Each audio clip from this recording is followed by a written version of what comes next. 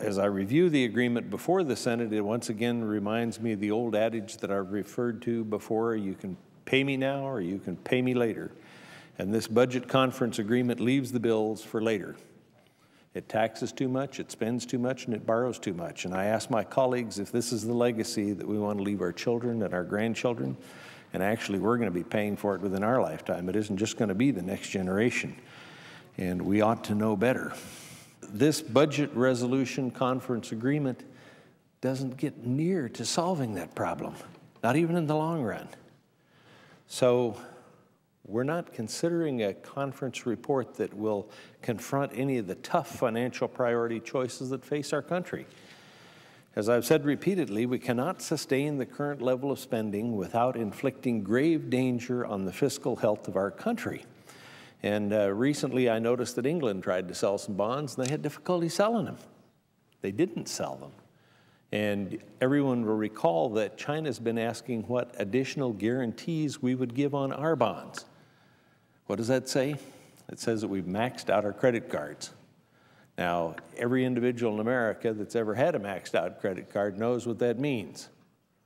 It means you can't get more credit. We run on credit, particularly if we run deficits. So one of the most offensive and dangerous parts of this conference agreement is the use of budget reconciliation. It's a procedural tool, and it's a backdoor method to bypass a full and fair legislative process. The Senate was designed to include the minority views.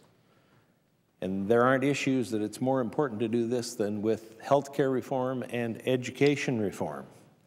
I'm hoping that on either of those, in order for the American people to have confidence in what we're doing, that we will put together a bill that will have 75 or 80 votes. We need to have that kind of agreement here in order to have a plan that will work. And Lord help the party that designs one that does not work, or that stops the process of getting one to work. Both sides have a tremendous responsibility in the health care and the education debate. And either one can end their party with either of those bills.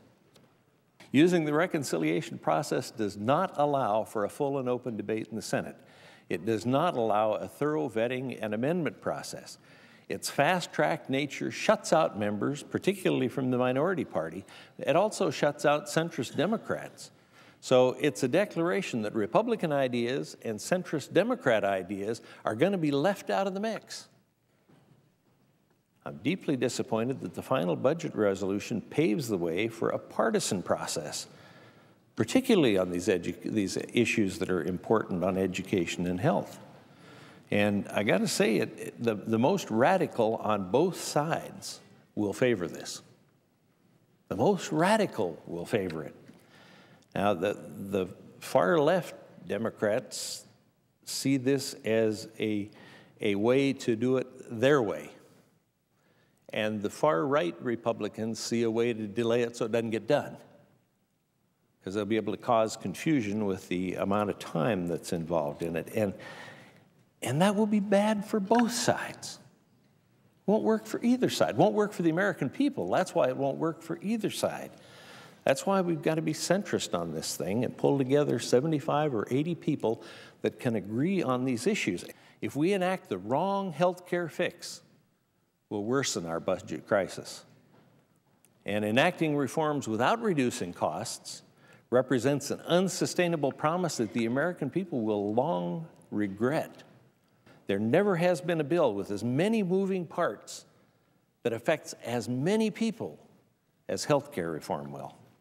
To get a workable solution, it will require the effort of everybody in the Senate. And I think we can bring them together and do that. If we can't come up with a plan that will garner the support of at least 75 or 80 senators, this institution will not gain the confidence of the American people. And without that confidence, the plan will fail.